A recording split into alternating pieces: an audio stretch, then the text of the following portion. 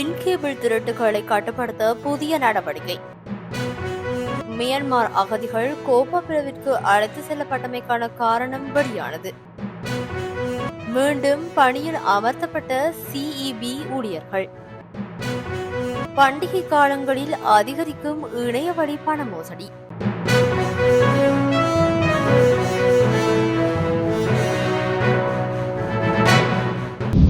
நெடுஞ்சாலைகள், துறைமுகங்கள் மற்றும் சிவில் விமான சேவைகள் அமைச்சின் அறிக்கையில் கட்டுநாயக்க கொழும்பு அதிவேக நெடுஞ்சாலைக்கு மின்சாரம் வழங்குவதற்காக பதிக்கப்பட்ட மின்கம்பிகள் திருடப்படுவதை தடுக்க போலீஸ் விசேட அதிரடிப்படையினர் ஈடுபடுத்தப்பட்டுள்ளதாக தெரிவிக்கப்பட்டுள்ளது. இதேவேளை அமைச்சர் பிமல் ரத்நாயக்காவின் பணிப்புரையின் பேரில் வீதி அபிவிருத்தி அதிகார சபை பொது பாதுகாப்பு அமைச்சர் ஆனந்த விஜயபாலவிடம் இது தொடர்பில் நடவடிக்கை எடுக்குமாறு கோரிக்கை விடுக்கப்பட்டுள்ளதாக தெரிய வருகின்றது. அதன் அறிக்கையின்படி நேர்மையற்ற நபர்கள் மின்சார கேபிள்களை துண்டிப்பதை தடுக்க இரவுக்கு பிறகு எக்ஸ்பிரஸ் வேயில் எஸ்டிஎஃப் பணியாளர்கள் சேர்ந்து ரோந்து செல்வார்கள் எனவும் இது போதைக்கு அடிமையானவர்களால் இடைவிடாமல் செய்யப்படும் குற்றமாகும் என்றும் அமைச்சகம் தெரிவித்துள்ளதாக கூறப்படுகின்றது.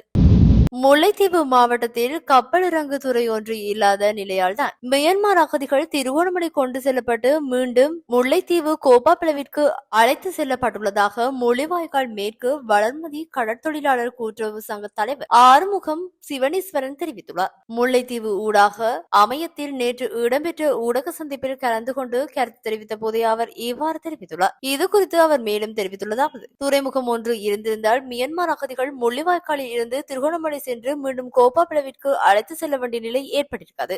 எனவே முல்லைத்தீவு மாவட்டத்தில் சரியான இடத்தினை தெரிவு செய்து இறங்குதுறை ஒன்றினை அமைக்க வேண்டும் என ஜனாதிபதி அவர்களை வேண்டி நிற்கின்றேன். மியான்மர் அகதிகள் படகு முள்ளிவாய்க்கால் மேற்கு கடலில் கரை தட்டிய போது முள்ளிவாய்க்கால் மேற்கு கடற்தொழிலாளர் கூட்டுறவு சங்கம் அதிகளவிலான உதவிகளை வழங்கியிருந்தது.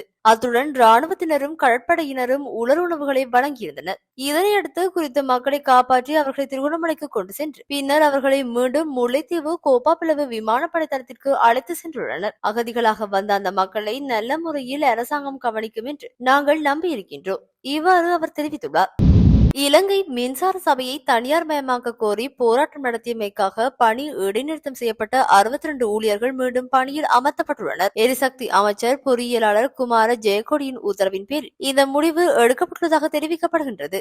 அத்துடன் அனைத்து குற்றச்சாட்டுகளிலுமிருந்து ஊழியர்களை விடுவிக்கவும் அவர்கள் முன்னர் பணிபுரிந்த இடத்திலேயே மீண்டும் பணியில் அமர்த்தவும் அபராதங்களிலிருந்து விடுவிக்கவும் சிஇபி நடவடிக்கை எடுத்துள்ளதாக தெரிவிக்கப்பட்டுள்ளது. குறிப்பாக அவர்களுக்கு விதிக்கப்பட்டிருந்த 8 மாத சம்பள நிலுவையை அபராதமாக செலுத்த வேண்டும் என்ற உத்தரவு நீக்கப்பட்டு குறித்த ஊழியர்களுக்கு அமைச்சர் ஜெயக்கொடி நேற்று முன்தினம் மீண்டும் பணியில் சேர்வதற்கான கடிதங்களை வழங்கியுள்ளார் என தெரிவிக்கப்பட்டுள்ளது. இலங்கை மின்சார சபையை தனியார் மயமாக்கும் திட்டம் இருப்பதாக கூறி கடந்த ஜனவரி மாதம் இலங்கை மின்சார சபையின் தொழிற்சங்கங்கள் ஆர்ப்பாட்டத்தில் ஈடுபட்டிருந்தன. அப்போது முன்னாள் மின்வெளு மற்றும் எரிசக்தி அமைச்சர் கஞ்சன விஜயசேகர இந்த போராட்டத்தில் கலந்து கொண்ட ஊழியர்கள் மீது நடவடிக்கை எடுக்குமாறு அதிகாரிகளுக்கு அறிவுறுத்தினார். மின்சார விநியோகம் அத்தியாவசிய தேவையாக பிரகடனப்படுத்தப்பட்ட போதிலும் பாவனையாளர்களுக்கு அசௌகரியத்தை ஏற்படுத்தி கடமைகளை செய்யாதவர்களே பணி இடைநிறுத்தம் செய்யப்பட்டிருந்தன என்பது குறிப்பிடத்தக்கது. பண்டிகை காலங்களில் இணையம் ஊடாக பண மோசடி சம்பவங்கள் அதிகரித்துள்ளதாக இலங்கை கணனி அவசர செயற்பாட்டு பிரிவு தெரிவித்துள்ளது. சில பரிசுகளை வென்றதாக கூறி வாடிக்கையாளர்களுக்கு தொலைபேசியில் அழைப்பு விடுத்து பண மோசடி செய்ததாக முறைப்பாடுகள் கிடைத்துள்ளதாக அதன் பிரதமர் தகவல் பாதுகாப்பு அதிகாரி நிரோஷ் ஆனந்த தெரிவித்தார்.